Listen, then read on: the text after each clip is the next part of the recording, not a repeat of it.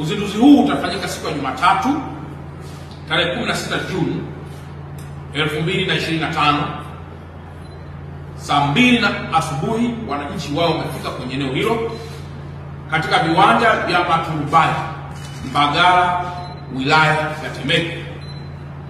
Kama nilivyosema kwamba saa 2 mgeni rasmi anatarajiwa kuwa ni Mheshimiwa Waziri Mkuu wa Jamhuri ya Muungano wa Tanzania Kassim Majaliwa ili kuweza kuwasaidia Watanzania na hasa wa Dar es Salaam kuweza kupata masuluhu ya migogoro ama kukua kwa haki mahali ambapo hapana usawa, ili kuweza kurejesha amani na mwisho kupata maendeleo.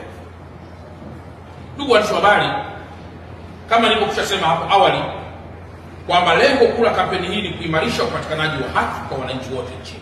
Kuonesha kuna ukatili wa kijinsia ni pamoja na Dar es Salaam.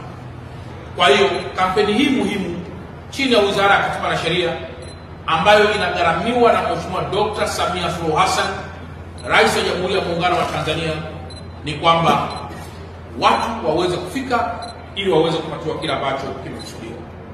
Kampeni hii baada ya kuzinduliwa kwa tarehe 16 itatekelezwa kwa siku 9. Dar es Salaam pia kuna vitabia vya baadhi ya watu kula wiki, watoto wadogo au hata watu wazima.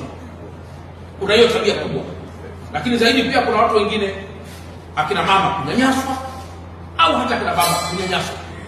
Sasa fika uweze kupata ushauri, uweze kupata counseling ya namna gani tunaweza tukaenda kutatua migogoro hiyo, ili mwisho wa siku uweze kujenga jamii ambayo ni pana, ni nzuri, ambayo imejaa weledi mkubwa wa kitaaluma katika sheria.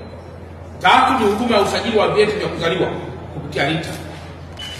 Nyewe mnafahamu kwamba taifa letu ili uwe mkazi wa Tanzania kuna vitu vingi ambavyo watu wanaviangalia, na jambo moja wapo unaweza tukasema wewe ni mkazi wa kuzaliwa wa Tanzania, ni raia wa Tanzania au kazi umezaliwa.